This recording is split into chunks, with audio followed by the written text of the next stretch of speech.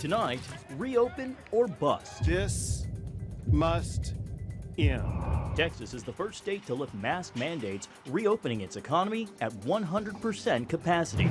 This with Democrats set to send a nearly $2 trillion bill to the White House. I'm so excited, I just can't hide it. And border crisis or not. I don't think we need to sit here and put new labels on what we have already conveyed is challenging. Thousands of children are crossing the border alone, now held in adult facilities in the U.S. Plus, genocide in China. One of the most repressive governments in the world. The plight of 3 religious minorities, and the U.S. companies one report says is responsible. All this and more tonight on Faith Nation.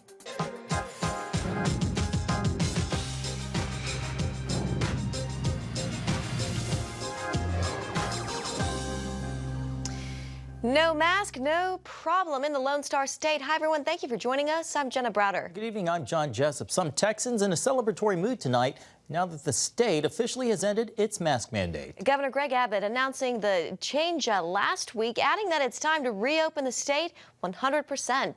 CBN national security correspondent Eric Phillips has tonight's top story. Eric? Jenna and John, President Biden criticized Abbott's decision to join a growing list of states without mandates, calling it just too soon and characterizing it as Neanderthal thinking. Still, in some major cities like Dallas and Houston, some are marking the first night of freedom by literally holding mask-off parties. You could see the change happening at some Dallas area businesses after the stroke of midnight as people began to gather socially without masks. But not everyone is following suit. We're keeping it exactly the same. Ellen Croft and her husband have run their shoe repair shop for almost 40 years. They don't feel comfortable allowing people in their business without masks. I'm sorry, that's the rules. If you want to come into my business, you have to be respectful of other people. Somebody else could be in here. That's just what it is. They're not alone, as other businesses are doing the same. And even several of the state's largest cities, including the capital of Austin, are bucking the governor's call. Nobody wants to get into a confrontation about this. We don't need it to be confrontational. We don't need it to be political. It's just each person has their right to make their own decision, and we should all respect that and be nice to each other. Meanwhile, some promising news as the war against COVID-19 continues. The president ordering an additional 100 million doses of the Johnson & Johnson single-shot vaccine that should flow into communities later this year. We are at a critical point in this pandemic and on the cusp of having enough vaccine to protect every adult in the United States. We ask for your patience in practicing proven prevention measures for just a little while longer. We ask for your participation by rolling up your sleeve when it is your turn to be vaccinated. Words of encouragement as the president's $1.9 trillion COVID relief package sails through a final vote in the House, which means checks will soon go out to millions of Americans. It's a remarkable, historic, transformative piece of legislation which goes a very long way to crushing the virus and solving our economic crisis. The COVID relief bill certainly did not pass along bipartisan lines. In fact, not one single Republican voted in favor of this final draft in the House.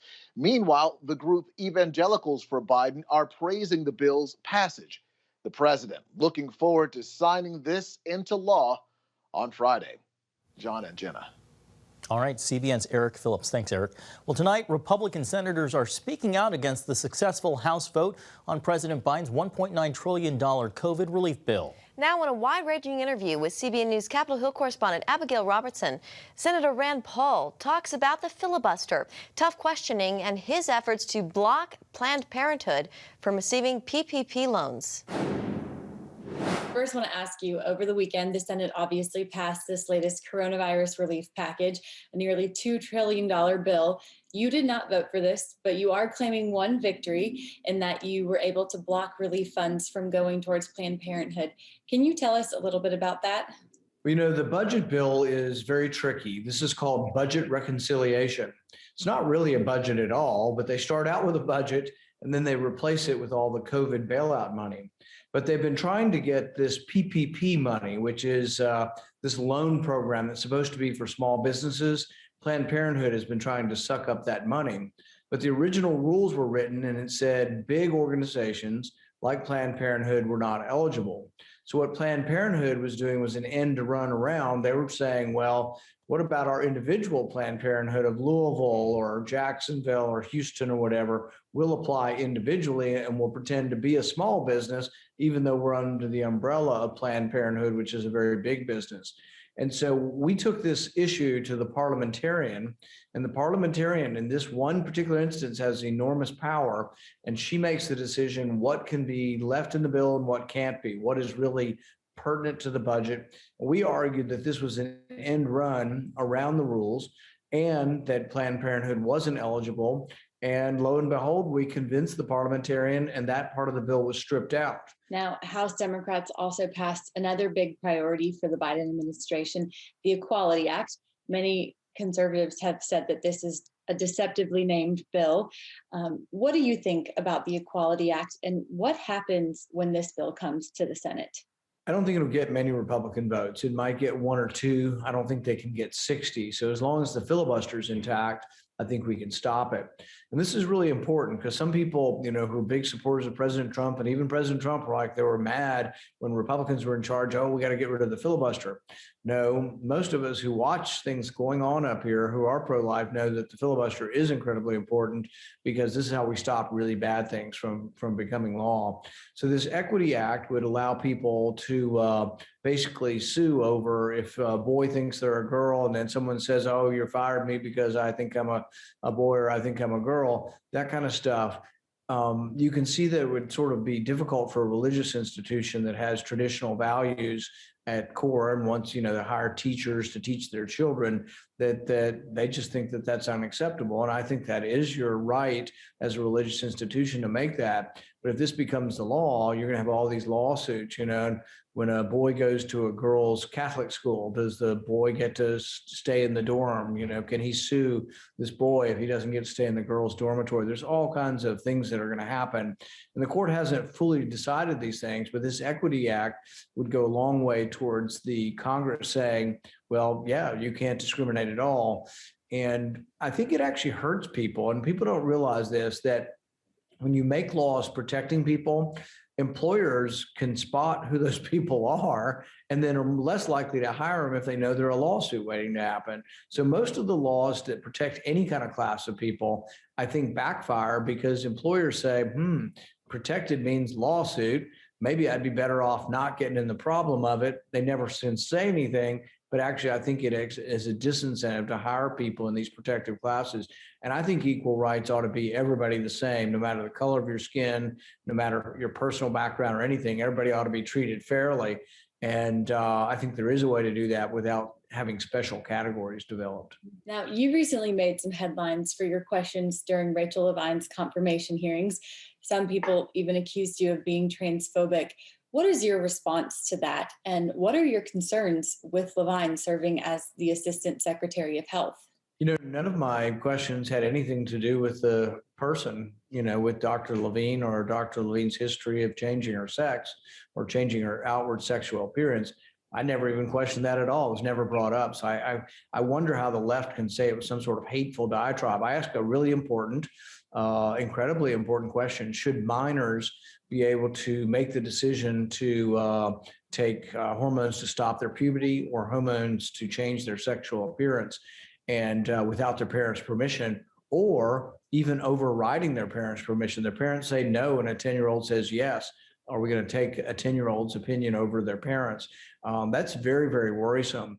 She wouldn't answer the question at all. She just said, oh, it was complicated. And she'd come and talk to me privately in the office, but she wasn't willing to say whether or not a 10-year-old could overturn their parents' decision.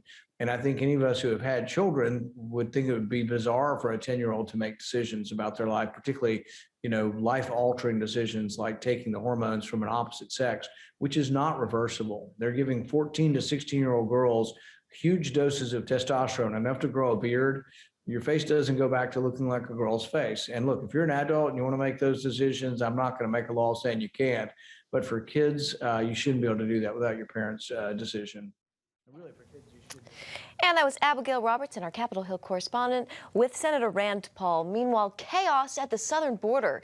The escalating surge of migrant children posing a growing challenge for the Biden administration. That's right, Jenna. According to new numbers, children detained at the border have hit a record high. Senior Washington correspondent Tara Merchiner is here now. Tara, the Biden administration is under growing pressure. That's right, John and Jenna. That's because the number of children crossing the southern border without an adult jumped to 3,500 at least just in the last 2 weeks. About 200 of them were under the age of 12. But tonight, the Biden administration not calling this a crisis. The record surge of migrant children is flooding government facilities to the extent that some minors are in facilities for adult men, with many minors staying beyond the 3-day legal limit. It's really important that people not make the dangerous journey in the first place, that we provide them with alternatives. While DHS calls the minors detained the highest number in the agency's history, the Biden administration continues to downplay the situation. I'm not trying to be cute here, but I think the fact of the matter is we have to do what we do regardless of what anybody calls the situation. Despite President Biden's promises of transparency, journalists not yet allowed to see conditions inside facilities for themselves.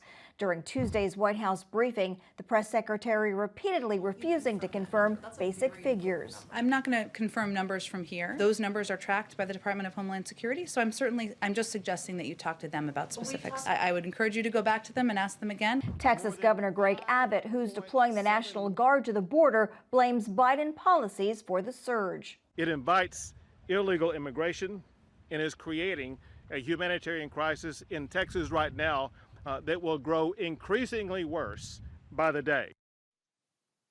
And as for COVID safety, there is word the CDC is allowing shelters to operate at 50%, or rather 100% capacity, nixing the requirement it operate at 50. John and Jenna. All right. Thank you, Tara. Coming up, the expansive COVID relief bill targets much more than the coronavirus. The one thing critics say it leaves out. After this.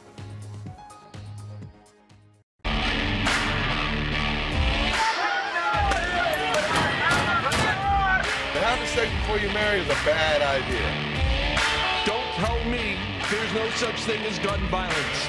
That just depends on your definition of when life begins.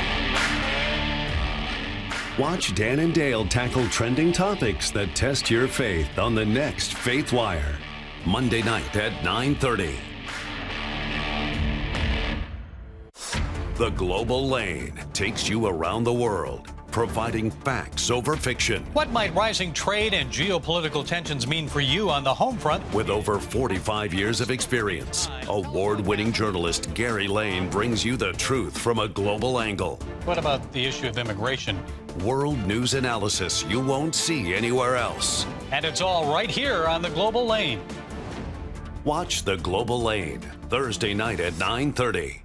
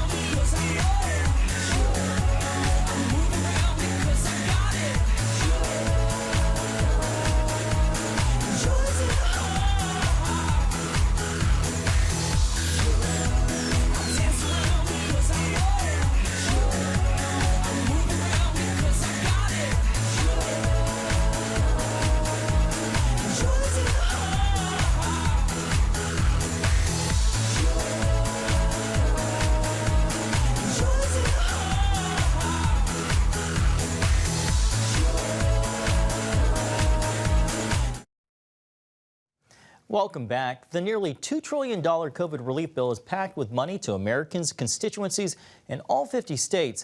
One measure it does not include is the Hyde Amendment. Highly controversial. Once supported by President Biden as a senator, it's been included in budget bills for nearly 40 years and prevents federal tax dollars from funding abortions. Today, Oklahoma Senator James Lankford expressed his disappointment in a bill that he says forces American taxpayers to fund abortions. This week, what the House is voting on today, what the Senate passed on Saturday morning, will be the first time in 44 years we as a country have used federal tax dollars to pay for abortion. Dr. Richard Mao, spokesperson for the Pro-Life Evangelicals for Biden coalition, said his group felt, quote, betrayed and blindsided that the COVID relief bill omitted the Hyde Amendment. A large majority of American citizens are in favor of keeping abortion legal, but want some restrictions attached to it. And right now, we feel that the best thing we can advocate is not to lose the restrictions we already have. And I don't see any reason why a Catholic president like Joe Biden, who has certainly understood the teachings of this church, could not at least say, we want to cut back on the number of abortions. We don't want to fund federally abortions except in extreme circumstances. And joining us now, Tony Perkins, president of the Family Research Council. Tony, welcome back to Faith Nation. Regarding the concerns of Biden's pro-life evangelical constituency, you say the time to be shocked was 2 years ago, not now. Can you explain what you mean? Sure. I mean, for these evangelicals that supported Joe Biden, not just voted for him, but actually went out and advocated for him, for them to act surprised that he has jettisoned the Hyde Amendment, that thin line of protection between taxpayers and abortion, is like a bartender saying he's surprised that someone got drunk during happy hour. Look, we had 13 debates. We had a town hall put on by Planned Parenthood the Democrats attended. We had campaign ads. We had the party platform. I mean, the Democratic Party platform made very clear what they wanted to do with the Hyde Amendment, that they wanted to force taxpayers to fund abortion. As Senator Lankford said, for the first time in 44 years, it's been bipartisan in terms of opposition to taxpayer funding abortion until this election cycle. No longer is it safe, legal, and rare. It's legal, abundant, and paid for. That's the Democratic Party's plank when it comes to abortion. So no one can say they are surprised that Joe Biden and Kamala Harris are forcing taxpayers to fund abortion. A bipartisan bid to add the Hyde Amendment to the COVID bill failed very narrowly, just it failed by 8 votes. What do you think, Tony, this means for future bills and debates? Look, we've entered into a period in American history where we have two ideologically opposed parties. And again, I direct people back to the party platforms. Now, people think those things that don't matter, but almost 80% of the time, the parties vote according to those party platforms. And there is a clear contrast between the two major parties, the Republicans and the Democrats, when it comes to the issue of life. Up until this point, in the last, really till Barack Obama, there was this middle ground on abortion, and that was not forcing taxpayers to fund it. The Democratic Party has been taken over by the extreme left, and it is abortion, it is the redefinition of human sexuality, and there is no margin for debate on those issues in the Democratic Party. Tony, along those lines, in a sentence or two, if you can, I want you to weigh in on this. The Biden administration buried recommendations from a commission on human rights that was set up under Mike Pompeo. Matthew Continetti with Commentary Magazine raised this question. How do we champion human rights if we can't even agree on what constitutes those rights? Well, that's a question that Mike Pompeo was trying to address with his commission that he put together on inalienable rights. But what we're talking about with China and Joe Biden are using internationally recognized terms of genocide. The UN has been very clear on what genocide is. That's happening in China. There's no question that the United States must take a stand against what is happening in China as it pertains to minorities. Tony Perkins with the Family Research Council. Always appreciate your insights. Thanks, Tony. Thanks. When we come back, genocide in China. A new report accuses its leaders of targeting millions of Uyghur Muslims. Plus, the efforts to stop U.S. companies from fueling the persecution. Want to be a part of a community that inspires your spiritual growth while winning prizes? The all-new CBN app. Connect with the community for prayer and encouragement. Track and set spiritual goals. Enjoy conversation starters with friends and family. And collect points to win prizes. The all-new CBN app. A great place to belong. Download the app at cbn.com/mobile. Grow, connect, have fun. The all-new CBN app. On the home front. Thanks for joining us for CBN's On the Home Front, where we highlight what the men and women of America's military do to defend our country. CBN honors the men and women in our military with an initiative called Helping the Home Front. It partners with churches across the country to meet the needs of their military families, from repairing homes to wiping out medical bills for wounded veterans. Watch On the Home Front today at 2:30.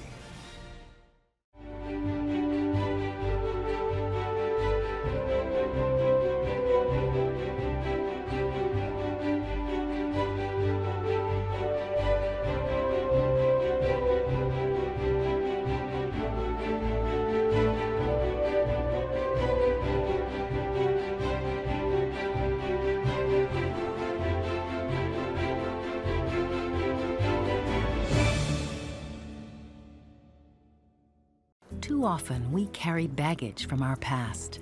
You know what it's like. It affects everything and everyone in our lives. It's always there, weighing us down and keeping us from achieving true happiness. But do you know God never meant for us to be trapped in the past? You can be free of your baggage. Learn how God's forgiveness leads to changed lives and new beginnings. Call the 700 Club. Welcome back. Tonight, a new report accuses China of committing genocide against Uyghur Muslims in the Xinjiang province. The United States Commission on International Religious Freedom held a hearing today accusing U.S. companies of fueling the persecution. CBN's George Thomas spoke with a member of the commission.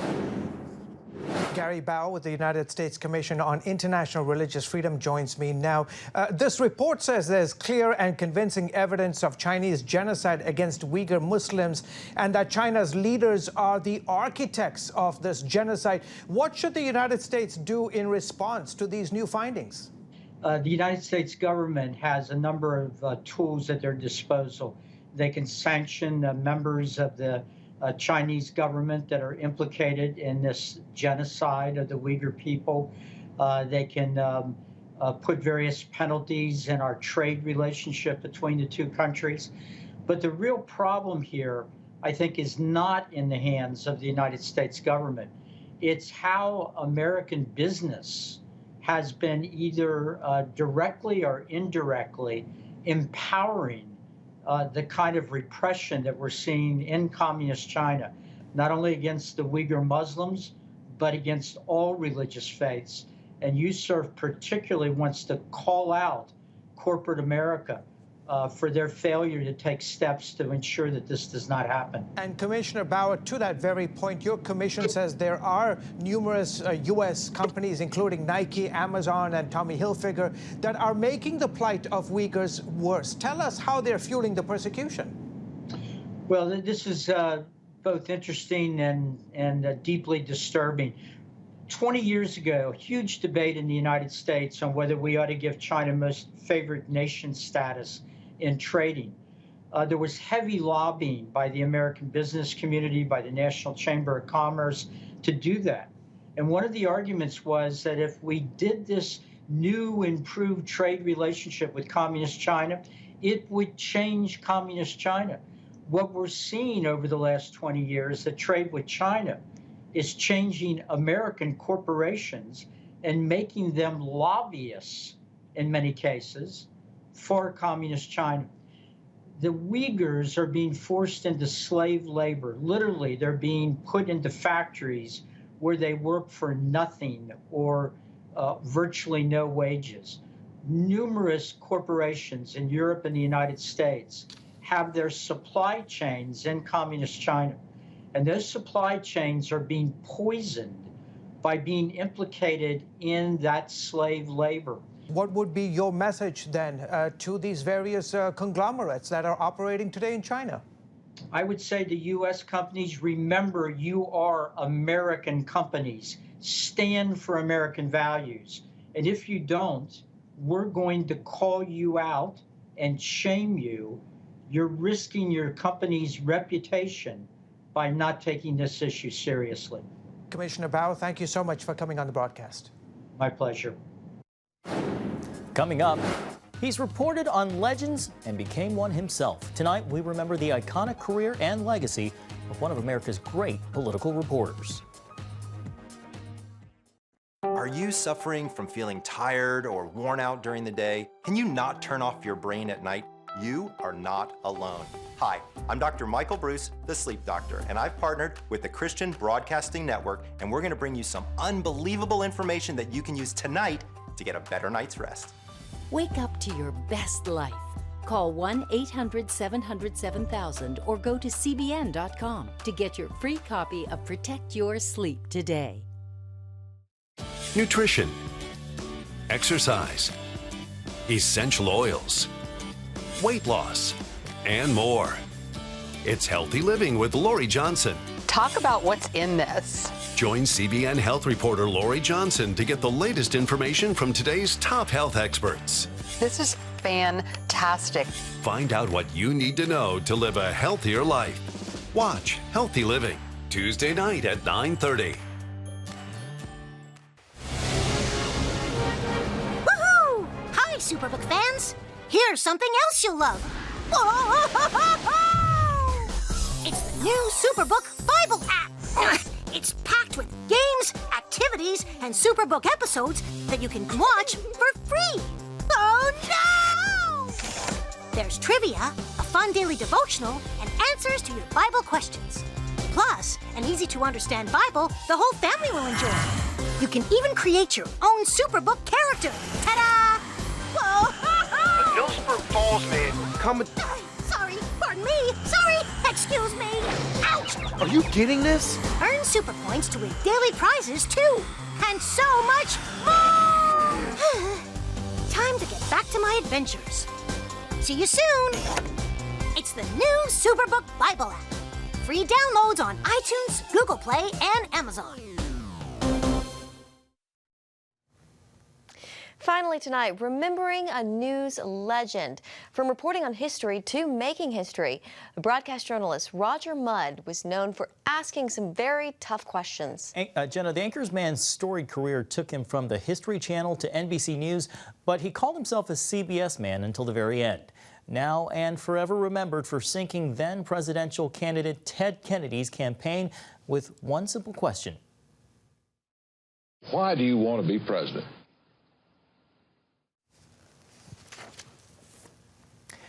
The CBS News interview ended Kennedy's White House bid. Mudd called the CBS Washington Bureau the place to be during the, quote, glory days of TV news in an era of war, assassinations, and scandals. Born in Washington, D.C., Mudd died at his home in nearby Virginia, not far from the halls of Congress that he documented for so many years. Mudd was 93 years old.